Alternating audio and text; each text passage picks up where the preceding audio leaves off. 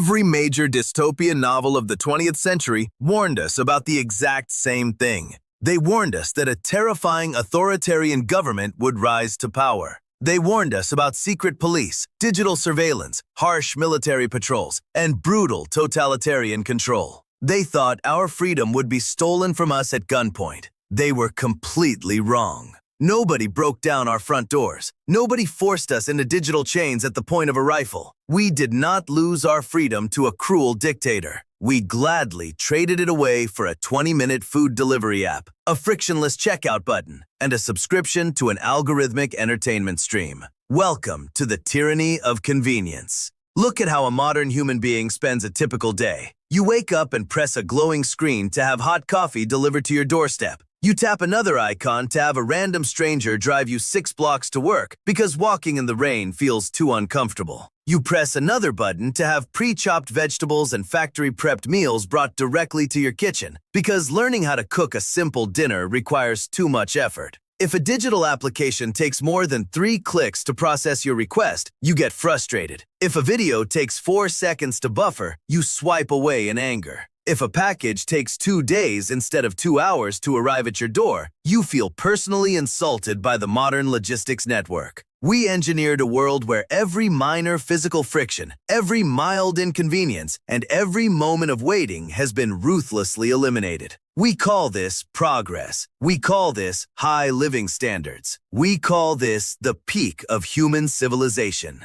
But beneath the comfortable surface of our hyper-efficient lives lies a terrifying psychological and biological truth. Every single time you choose frictionless convenience over personal effort, you are quietly surrendering a piece of your basic human autonomy. Think about what it actually means to be a functional, independent human being. For thousands of years, survival required a foundational set of practical skills. You had to know how to navigate your physical surroundings without a glowing map guiding every step. You had to know how to prepare food from raw ingredients. You had to know how to repair basic tools, build physical shelter, manage real-world social tension, and endure temporary discomfort, hunger, cold, and boredom.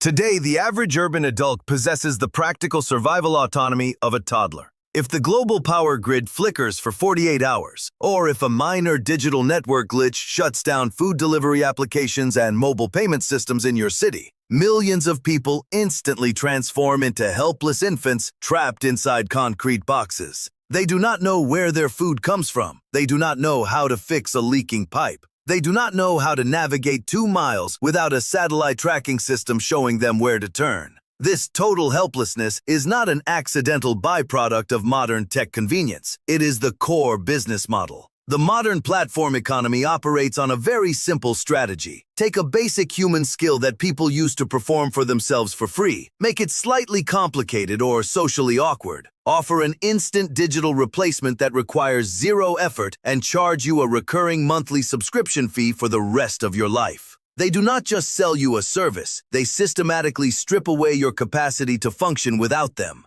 They turn self-reliant citizens into fragile infants who are totally dependent on a massive, fragile corporate infrastructure for their daily survival. And the worst part of this transaction is what it does to the internal architecture of your brain. When everything in your life becomes effortless, instant, and predictable, your brain's dopamine reward system undergoes a radical shift. Dopamine was never designed to give you pleasure when you tap a glowing plastic screen. Dopamine was biologically engineered by millions of years of evolution to push you through hardship, effort, physical exertion, and delayed gratification. The dopamine hit was the neurochemical reward your brain gave you after you spent hours tracking an animal, building a fire, or mastering a difficult skill through grueling repetition. When you eliminate the effort and keep the reward, the neurochemical balance breaks down completely. Your brain loses its sensitivity to normal everyday life. Easy dopamine creates a baseline of chronic boredom, restlessness, and anxiety. When you can get hot food, endless entertainment, and artificial social validation without lifting a finger, real life begins to feel unbearably flat, gray, and agonizingly slow.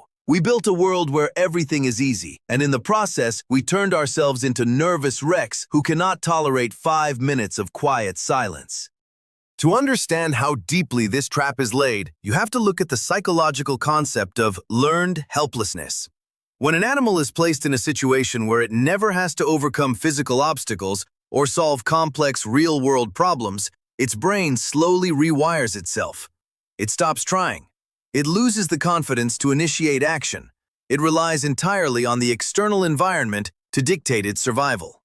Corporations understood this principle decades ago.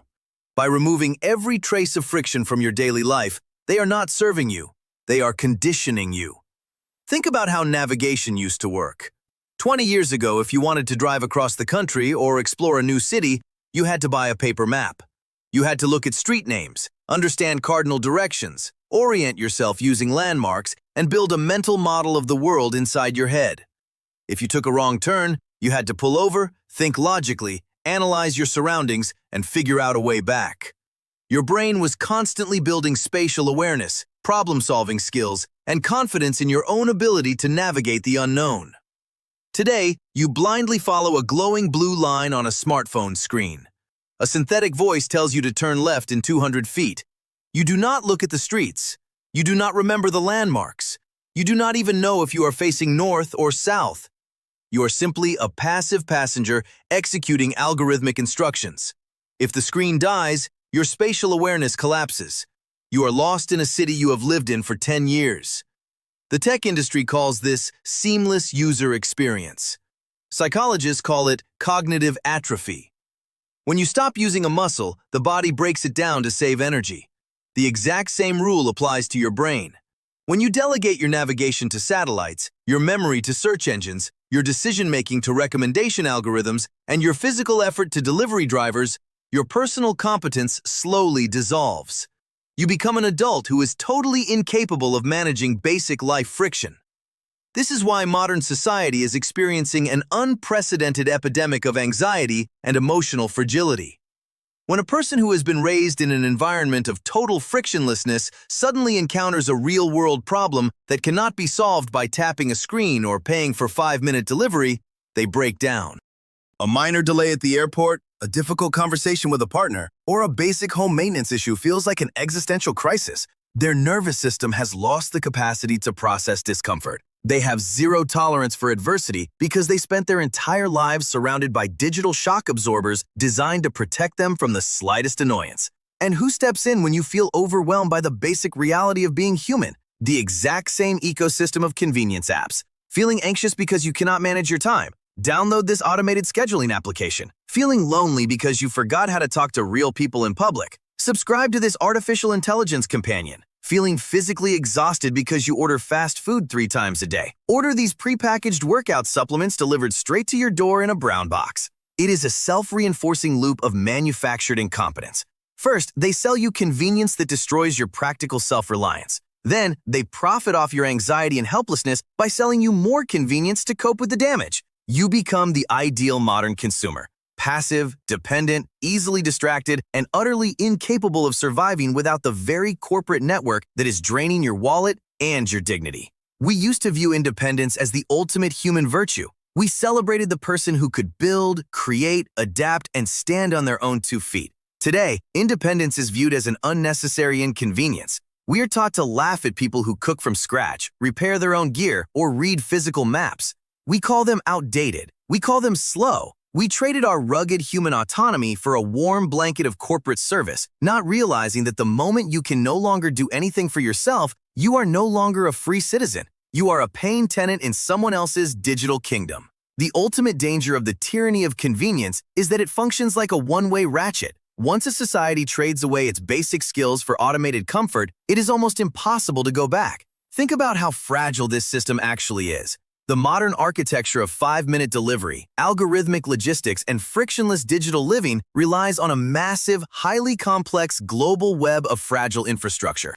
It requires continuous electrical power, global satellite networks, uninterrupted supply chains, cheap, underpaid labor, and complex financial clearinghouses operating without a single second of downtime. If any single pillar of this complex web falters, the convenience instantly evaporates. And when the digital shock absorbers disappear, what is left behind? An entire population of adult human beings who have completely forgotten how to survive in the physical world. They do not know how to handle basic tools. They do not know how to cultivate a garden. They do not know how to navigate without a glowing screen. They do not know how to deal with real, unedited, face-to-face human interaction without a block button or an algorithm managing the conversation. We traded our rugged biological resilience for a gilded cage, and we gave the keys to a handful of tech conglomerates who charge us a monthly subscription fee just to keep the lights on inside. So how do you break out of this cycle of manufactured helplessness? You start by intentionally reintroducing friction into your life. Stop choosing the path of absolute least resistance for every tiny daily task. Force yourself to do things the slow, hard, tactile way. Cook a meal from scratch using basic ingredients instead of tapping an app on your phone. Turn off the GPS navigation when you are driving through your own town and rebuild the mental map inside your head. Walk 2 miles to the store instead of calling a driver. Read a physical book with paper pages instead of endlessly scrolling through micro videos designed to drain your attention span. When something in your house breaks, do not immediately buy a replacement on Amazon. Sit down, open a guidebook, grab a wrench, and try to fix it with your own hands first. Every time you choose effort over convenience, you are reclaiming a small piece of your brain's natural dopamine balance. You are rebuilding your nervous system's capacity to tolerate discomfort, patience, and delay. You are proving to yourself that you are a functional, capable human being, not just a helpless consumer waiting for the next package to arrive on your porch. Convenience is a wonderful tool when it serves your goals, but it becomes a terrible master when it dictates your life. The next time an application promises to save you 5 minutes of effort in exchange for a few dollars and your personal data, ask yourself a simple question.